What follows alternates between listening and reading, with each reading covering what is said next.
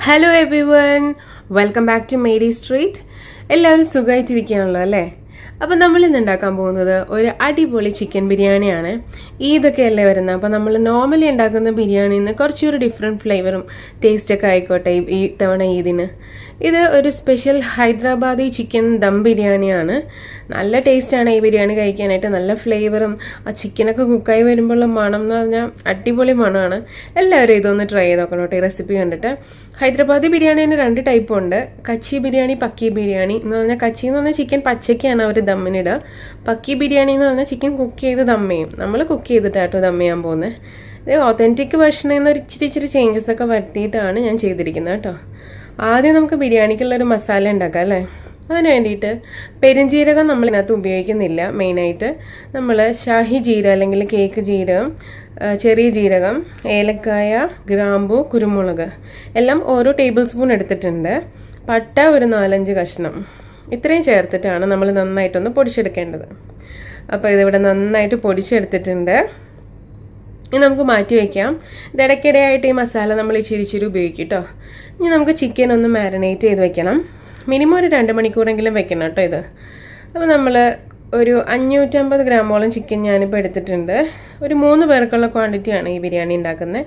അത് കഴുകിയിട്ട് കുറച്ച് മഞ്ഞൾപ്പൊടി ഇട്ട് വെച്ചതാണ്. അതിനകത്തേക്ക് ഒരു പിടിയോളം മല്ലിയിലയും പുതിന അരിഞ്ഞത്, ഒരു വലിയ തക്കാളി, 1/4 കപ്പ് തൈര്, കട്ട തൈര്, ഒരു പകുതി ചെറുനാരങ്ങ എല്ലാം പിഴിഞ്ഞിട്ടു. ഇനി അതിനകത്തേക്ക് നമ്മൾ ചേർക്കുന്നത് ഇഞ്ചിയും വെളുത്തുള്ളിയും പച്ചമുളകും കൂടി അരച്ച പേസ്റ്റാണ്. ഒരു 4-5 പച്ചമുളക്. ബിരിയാണിക്ക് മെയിൻ എരിവ് പച്ചമുളക്, അപ്പോൾ അതിനനുസരിച്ച് നിങ്ങൾ ഇട്ടോണം. പിന്നെ ഒരു 5-6 അല്ലി വെളുത്തുള്ളി, 2 വലിയ കഷ്ണം ഇഞ്ചി, ഇതെല്ലാം കൂടെ ഒരു ഇച്ചിരി വെള്ളം ചേർത്ത് അരച്ചെടുത്ത കേട്ടോ ഇത്. ആ പേസ്റ്റ് ഒരു 3.5 ടീസ്പൂൺ ചേർത്തിട്ടുണ്ട് ഞാൻ. ഇനി ആവശ്യത്തിന് ഉപ്പും ചേർത്തു. ഇനി നമ്മൾ നേരത്തെ പൊടിച്ചു വെച്ച മസാല ഉണ്ടല്ലോ, അതിൽ നിന്ന് കുറച്ചിപ്പോൾ ചേർക്കുക. ഈ മുഴുവൻ നമ്മൾ യൂസ് ചെയ്യില്ല, എന്നാലും കുറച്ചായിട്ട് ഈ ബിരിയാണിയുടെ പ്രോസസ്സ് ഉടനീളം ഇങ്ങനെ യൂസ് ചെയ്തുകൊണ്ടിരിക്കും കേട്ടോ.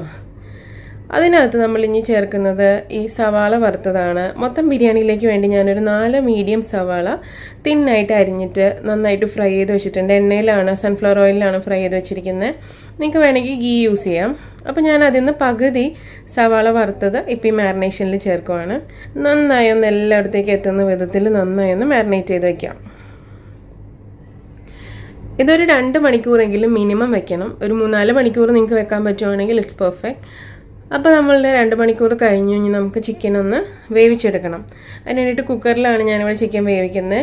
നേരത്തെ നമ്മൾ സവാള വറുത്ത എണ്ണയുണ്ടല്ലോ, ആ എണ്ണയിൽ നിന്നൊരു 2-3 ടേബിൾ സ്പൂൺ എണ്ണ ഒഴിക്കുക. എന്നിട്ട് ഒരു 1/2 ടീസ്പൂൺ മഞ്ഞൾപ്പൊടിയും 1 ടീസ്പൂൺ കാശ്മീരി ചില്ലി പൗഡറും ചേർക്കുന്നുണ്ട്. ഇത് പൊടികൾ ചേർക്കുമ്പോൾ ശ്രദ്ധിക്കണം, കാരണം നമ്മൾ സവാളയൊന്നും ഇട്ടിട്ടില്ല, ഡയറക്റ്റ് എണ്ണയിലേക്ക് ഇടുന്നത്. അപ്പോൾ പൊടി കരിയാതെ ശ്രദ്ധിക്കണം. ഞാൻ കുക്കറൊന്ന് പൊക്കി പിടിക്കുന്നുണ്ട് കരിയാതെ, ചൂടൊന്ന് കൺട്രോൾ ചെയ്യാൻ. എന്നിട്ട് നമ്മൾ മാരിനേറ്റ് ചെയ്ത് വെച്ച ചിക്കൻ ഇതിലേക്ക് ചേർത്ത് കൊടുക്കാം. നന്നായി ഒന്ന് മിക്സ് ചെയ്തിട്ട് കുക്കർ അടച്ച് ഏകദേശം ചിക്കൻ വേകുന്ന ഒരു പരുവുണ്ടല്ലോ. ഇതിപ്പോൾ ഞാൻ തൈസും അതൊക്കെ ഒരുമിച്ച് ഇങ്ങനെ വലിയ പീസായി കട്ട് ചെയ്തിരിക്കുന്നതുകൊണ്ട് കുറച്ച് നേരം അധികം കുക്ക് ചെയ്യുന്നുണ്ട്. നിങ്ങൾ ചിക്കൻ്റെ വേവ് നോക്കി, അതുപോലെ നിങ്ങൾ അരിഞ്ഞിരിക്കുന്ന പീസസിൻ്റെ വലിപ്പം വെച്ചിട്ട് വേണം ഈ എത്ര വിസിൽ വേണം തീരുമാനിക്കാൻ കേട്ടോ. ഇപ്പം ഞാനിവിടെ 1 വിസിലും പ്ലസ് ഒരു ഹൈ ഫ്ലെയിമിൽ 1 വിസിലും മീഡിയം ഫ്ലെയിമിലാക്കിയിട്ട് ഒരു 5 മിനിറ്റും കൂടെ വേവിക്കുകയാണ്. അപ്പോൾ ഇതായിട്ടുണ്ട്. ഇനി നമുക്ക് റൈസ് പ്രിപ്പയർ ചെയ്യാം. നിങ്ങൾ ഇത് ചെയ്യുന്ന നേരത്ത് ചിക്കൻ മാരിനേറ്റ് ചെയ്ത് വെച്ചിരിക്കുമ്പോൾ നിങ്ങൾക്ക് റൈസ് പ്രിപ്പയർ ചെയ്യാം. ഞാനൊരു ഓർഡർ തെറ്റാതെ കാണിക്കാൻ വേണ്ടിയിട്ടാണ് ചിക്കൻ കഴിഞ്ഞിട്ട് റൈസ് ചെയ്യുന്നത് കേട്ടോ. നമ്മളിത് ഊറ്റിയെടുക്കുകയാണ് ഈ ബിരിയാണിക്ക് വേണ്ടിയിട്ടുള്ള റൈസ്. അതുകൊണ്ട് ഞാനൊരു 8 കപ്പോളം വെള്ളം ഒഴിച്ചു. ആവശ്യത്തിന് വെള്ളം നിങ്ങൾ ഒഴിക്കുക, വെള്ളം പ്രശ്നമല്ല ഇവിടെ. അതിലേക്ക് കുറച്ച് സ്പൈസസ്, ഒരു ചെറിയ കഷ്ണം പട്ട, 3 ഏലക്ക, 3 ഗ്രാമ്പു, കുറച്ച് ഷാഹി ജീര എല്ലാം ചേർത്തിട്ട് ആവശ്യത്തിന് ഉപ്പും ചേർത്ത് 2.5 കപ്പ് ബസ്മതി റൈസാണ് യൂസ് ചെയ്യുന്നത്. ഏത് ബ്രാൻഡായാലും കുഴപ്പമില്ല. അത് നന്നായി കഴുകിയതിന് ശേഷം 1/2 മണിക്കൂറോളം വെള്ളത്തിൽ കുതിർത്തിട്ടിരിക്കുന്ന അരിയാണിത്. ഇതിലേക്ക് ചേർത്ത് നന്നായി ഒന്ന് മിക്സ് ചെയ്ത് അടച്ചു വെച്ചിട്ട് നമുക്ക് കുക്ക് ചെയ്യാം. അപ്പോൾ നമ്മുടെ ചിക്കൻ ഇവിടെ തുറന്ന് നോക്കുമ്പോൾ കുറച്ച് വെള്ളം അതിനകത്ത് ചിക്കൻ്റെ വെള്ളം വരുമല്ലോ. അപ്പോൾ അതൊന്ന് ചെറുതായിട്ട് മുഴുവൻ വറ്റിക്കണ്ട, ഒരിച്ചിരി ഒന്ന് വറ്റിക്കണം, അല്ലെങ്കിൽ ഒരുപാട് വെള്ളം കൂടുതലായിപ്പോവും. അപ്പോൾ നമുക്കതും അപ്പുറത്തൂടെ സൈമിൾട്ടേനിയസ് ആയിട്ട് ചെയ്യാം. ഒരു 8 മിനിറ്റോ 9 മിനിറ്റോ കൂടിപ്പോയാൽ 10 മിനിറ്റ് മതി കേട്ടോ ഇത് ഈ പരുവത്തിലെത്താൻ. ഒരു 85% വരെ നമ്മുടെ അരി വെന്താൽ മതി. ബാക്കി നമ്മൾ ദം ചെയ്യുന്നുണ്ടല്ലോ, അപ്പം അന്നേരം വെന്തോളും. അപ്പം ഇതായിട്ടുണ്ട്. അപ്പം നമുക്ക് ഇതൊന്ന് ഊറ്റി വയ്ക്കാം. ആ സമയത്ത് നമ്മുടെ ചിക്കനും ഏകദേശം വെള്ളമൊക്കെ വറ്റി, അതും അങ്ങ് ഓഫ് ചെയ്തിടാം. ഇനി നമുക്ക് ദം ചെയ്യാനായിട്ട് ലെയർ ചെയ്യാൻ വേണ്ടി നമുക്ക് കാഷ്യൂസും റൈസിൻസൊക്കെ വേണമല്ലോ. അതിന് വേണ്ടിയിട്ട് ഞാനൊരു 2.5 ടീസ്പൂൺ നെയ്യ് ചേർത്തു.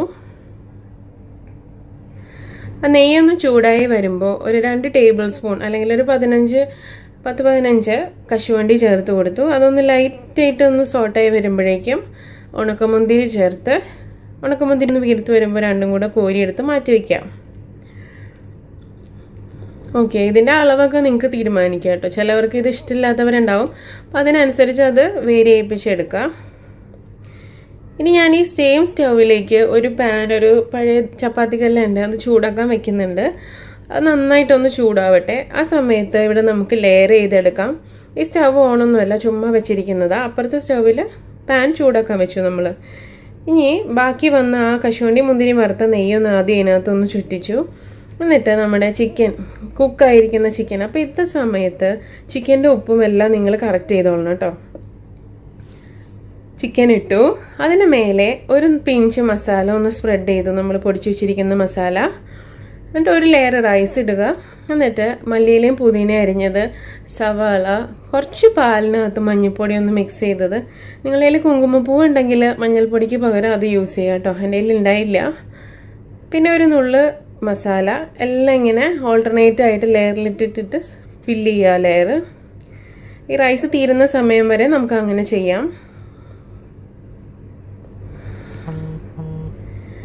ഏകദേശം ഒരു 3 പേർക്കുള്ള ബിരിയാണി നല്ല അസലായിട്ടുണ്ടാവും. ഈ ഒരു അളവിൽ ഉണ്ടാക്കിയാൽ അത്യാവശ്യം കഴിക്കാനുള്ള ബിരിയാണി ഉണ്ടാവും കേട്ടോ. അപ്പോൾ ഞാനതെല്ലാം തീരുന്നത് വരെ ലെയർ ചെയ്തു. അവസാനം നമ്മൾ ഇത് ഇടുന്നതിന് മുമ്പ് ഒരു ടീസ്പൂൺ നെയ്യ് അതിൻ്റെ മുകളിലൊന്ന് സ്പ്രെഡ് ചെയ്തിട്ട് ഇത് അടച്ചു വയ്ക്കുകയാണ്. നല്ല വെയിറ്റ് ഉള്ള മൂടിയാണ് എൻ്റെ കയ്യിലുള്ളത്. അതുകൊണ്ട് തന്നെ ഞാനിനി ഒന്നും ചെയ്യുന്നില്ല ഇതിനകത്ത്. നിങ്ങളുടെ കുറച്ച് എയർ പോകുന്ന ടൈപ്പ് ആണെന്നുണ്ടെങ്കിൽ കുറച്ച് മാവ് കുഴച്ചിട്ട് സൈഡിൽ ഒട്ടിക്കുകയോ അല്ലെങ്കിൽ ഒരു ഫോയിൽ പേപ്പർ കൊണ്ട് കവർ ചെയ്യുകയോ ചെയ്യാം. എന്നിട്ട് ഈ സ്റ്റവ് ഓൺ ചെയ്ത് ഒന്ന് ലോ ഫ്ലെയിമിലിടുക, വെരി ലോ ഫ്ലെയിം. എന്നിട്ട് ആ ചൂടായ പാൻ എടുത്ത് വെച്ചിട്ട് നമ്മുടെ ലെയർ ചെയ്ത ബിരിയാണിയുടെ പാൻ അതിൻ്റെ മുകളിൽ വയ്ക്കുക. അത് ഇങ്ങനെയാണ് ചെയ്തിരിക്കുന്നത്. ഒരു 15 മിനിറ്റോളം കഴിയുമ്പോൾ നമ്മുടെ ബിരിയാണി ദമ്മായി കഴിഞ്ഞു. കണ്ടില്ലേ, നല്ല ആവിയൊക്കെ വരുന്നുണ്ട്. നല്ല സ്മെല്ലാട്ടോ ഈ സമയത്ത് വരുന്നത്.